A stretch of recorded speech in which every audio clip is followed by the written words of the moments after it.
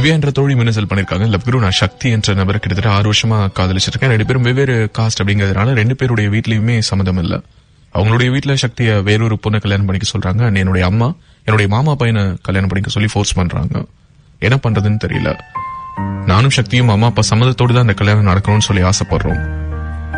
But இருந்தாலும் 2 பேருடைய வீட்லயும் பேரண்ட்ஸ் ஃபோர்ஸ் பண்றதுனால என்ன பண்றதுன்னு தெரியாம தவிச்சு நிக்கிறோம். இந்த இக்கட்டான சிச்சுவேஷன்ல என்ன முடிவு எடுக்கலாம், சஜஸ்ட் பண்ணுங்கன்னு சொல்லி மின்னஞ்சல் அனுப்பியிருக்காங்க. திவ்யாக்கு ஒரு சில வார்த்தைகள் ஷேர் பண்ணிக்கலாம்னு தோணுது. திவ்யா அண்ட் சக்தி 2 பேரும் கிட்டத்தட்ட 6 வருஷமா லவ் பண்றாங்க. அண்ட் இப்போதைக்கு 2 பேருடைய வீட்லயுமே காஸ்ட காரணம் காட்டி உங்களுடைய காதலை அக்செப்ட் பண்ணிக்காம இருக்காங்க. வெவ்வேறு நபர்களை கல்யாணம் பண்ணிக்க சொல்லி ஃபோர்ஸ் பண்றாங்க.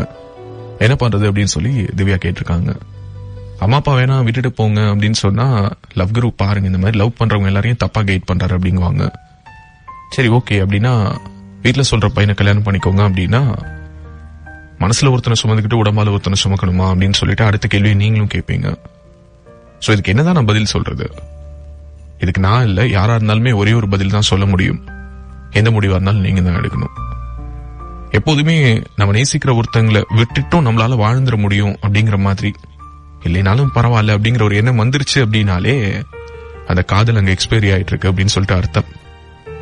அதுக்கு 100 காரணங்கள் சொல்லலாம்.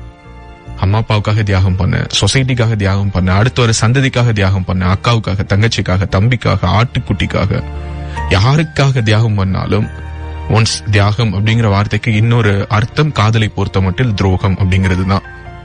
So it's purely up to you Divya. கிட்டத்தட்ட 6 வருஷம் காதலிச்சிருக்கீங்க. உங்களுக்கு நான் வந்துதான் சொல்லணுமா என்ன சக்தி உங்களுக்கு எவ்வளவு முக்கியம் அப்படின்னு சொல்லிட்டு? 6 வருஷமா பல போராட்டங்களை கடந்து வந்திருக்கீங்க. அந்த போராட்டங்களை மறந்துட்டு அம்மா அப்பா சொல்ற பசங்களை கல்யாணம் பண்ணிக்கிறதும் இல்ல எனக்கு சக்தி தான் வேணும்னு முடிவெடுக்கிறதும் முழுக்க முழுக்க உங்களுடைய கைகள்ல தான் இருக்குது. அப்புறம் எதுக்கு லவ் குரு உங்களுக்கு நான் மெயில் அனுப்பணும் அப்படின்னா, சத்தியமா சொல்றேன், இப்படிப்பட்ட மெயில்ஸ் எனக்கு அனுப்பவே அனுப்பாதீங்க. ஏன்னா 6 வருஷம் லவ் பண்ண பையனை கல்யாணம் பண்ணிக்கிறதுக்கு காஸ்ட் ஒரு தடையா இருக்குது, அம்மா அப்பா ஒரு தடையா இருக்காங்க அப்படிங்கறத ஒரு பெரிய விஷயமா எடுத்து பேசுறீங்க அப்படின்னாலே எனக்கு அது ரொம்ப ஆச்சரியமா இருக்குது.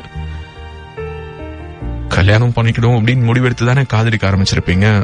எப்போ அந்த பேச்சுக்கெல்லாம் ஆரம்பிச்சதோ அப்பவே தெரிஞ்சிருக்கும் 2 பேருக்குமே பரஸ்பரம் நீங்க என்ன ஜாதி நான் என்ன ஜாதி அப்படிங்கிற கேள்விகள் எல்லாம் கேட்டுட்டு இருந்திருப்பீங்க. அப்ப தெரிஞ்சிருக்காதா என்ன? சோ கிட்டத்தட்ட 6 வருஷத்துக்கு அப்புறம் இந்த மாதிரியான கேள்விகள் எல்லாம் புதுசா எழும்போது இதுக்கு பதில் சொல்ற ஒரு நிலையில நான் இல்ல அப்படிங்கறத நான் அழுத்தமா சொல்லணும்னு நினைக்கிறேன். ஸ்டே டியூன்ட் FM கேட்டுட்டு இருக்கீங்க. FM radio city.